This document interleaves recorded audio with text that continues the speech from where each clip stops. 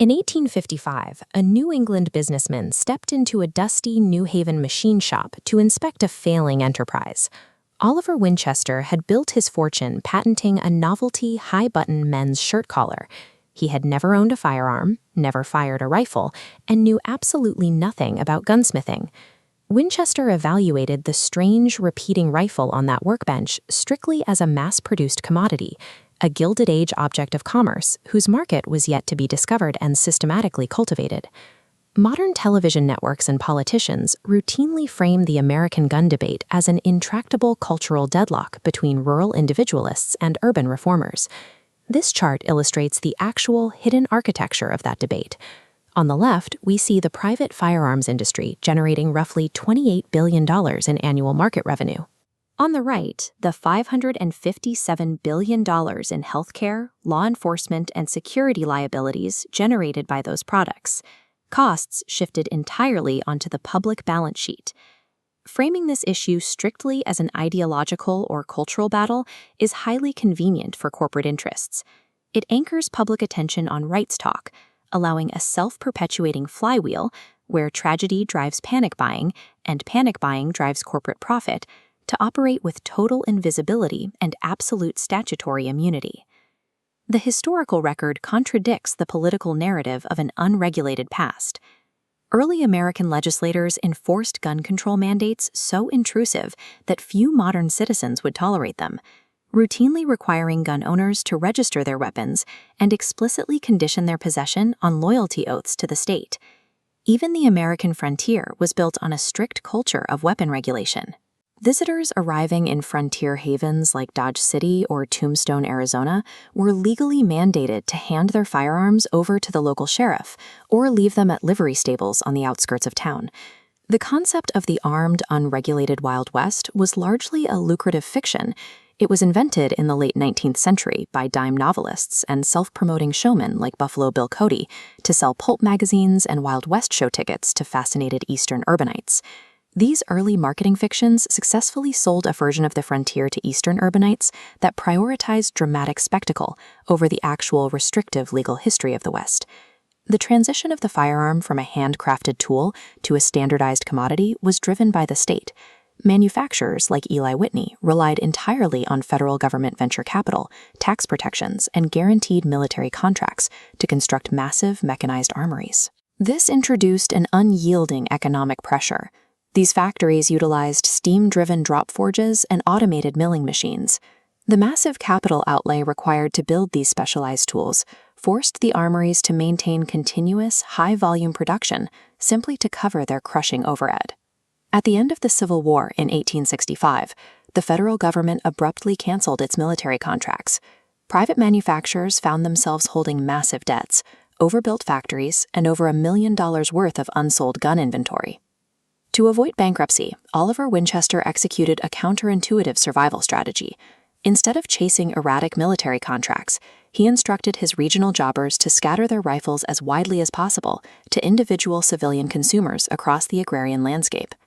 By building this dispersed consumer network, Winchester ensured the gun would be sold as an article of desire, rather than a simple tool of state utility. As the United States urbanized throughout the 20th century, the practical utility of hunting steadily declined.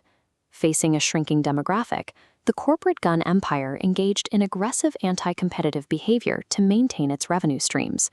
Major manufacturers organized secret price-fixing cartels, like the Ammunition Manufacturers Association in 1883. By strictly dividing profits based on production quotas and ruthlessly penalizing any independent retailer who attempted to discount their paper shells, they guaranteed that ammunition remained a continuous, high-margin driver of cash flow.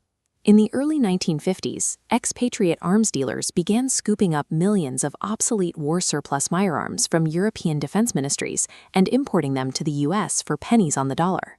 Terrified by this cheap foreign competition, domestic manufacturers aggressively lobbied Congress. The resulting Gun Control Act of 1968 was heavily influenced by traditional gunmakers seeking protectionist import restrictions to shield their profit margins. The legislation contained a highly lucrative loophole. It successfully banned the importation of completed, non-sporting handguns, but it completely neglected to prohibit the importation of individual gun parts or the domestic assembly of cheap metal frames. Enterprising distributors like Saul Eig exploited this gap immediately. Eig purchased a former Pentecostal church in Miami, converted it into a high-volume assembly plant, and imported loose parts kits from Germany. By casting cheap frames locally out of a fragile zinc alloy, his assembly line churned out over 1 million notoriously unsafe RG-14 revolvers. Early modern gun control legislation functioned largely as a corporate protectionist racket. Public safety was actively sacrificed to create a domestic loophole, enabling a massive wave of urban firearm violence to protect the balance sheets of domestic assembly plants. Throughout the 1970s, public outcry against these cheap domestic handguns intensified. For traditional moderates running the National Rifle Association, who viewed firearms through the lens of recreation and marksmanship, this pressure prompted plans to retreat from politics entirely. On May 21, 1977, at the annual convention in Cincinnati, a militant faction of gun rights hardliners staged a late-night parliamentary takeover. Armed with walkie-talkies and dragging the meeting on until 4 in the morning, they successfully ousted the moderate Old Guard. Under the direction of former Border Patrol Chief Harlan Carter, the organization abandoned its focus on conservation and sportsmanship. The Second Amendment was systematically re-engineered into an absolute individualist shield for the corporate gun trade, rejecting even the most modest legislative compromises.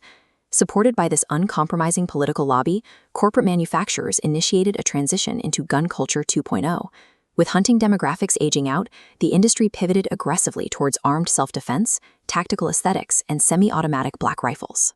Manufacturers established covert partnerships with video game developers to place name-brand rifles in popular digital franchises. By running aggressive ad campaigns in men's magazines that explicitly targeted masculine anxieties, the industry successfully replaced the declining sportsman with a highly profitable, fear-driven consumer base. This graph maps violent crime against firearm purchases. The industry decoupled sales from actual crime, relying on political panic buying. Spikes during 2008 and 2016 prove the firearm is consumed as a totem of sovereignty, driven by perceived constant threat. The ultimate commercial victory for this engineered culture arrived with the Protection of Lawful Commerce in Arms Act of 2005. This legislation granted the firearms industry an unprecedented shield against liability lawsuits. Manufacturers are federally protected from civil litigation, even when their products function precisely as designed to kill and maim human beings. Measured, final. This legal framework ensures that the public continues to bear the $557 billion in annual healthcare and security liabilities, while the industry remains shielded from the economic consequences of its products.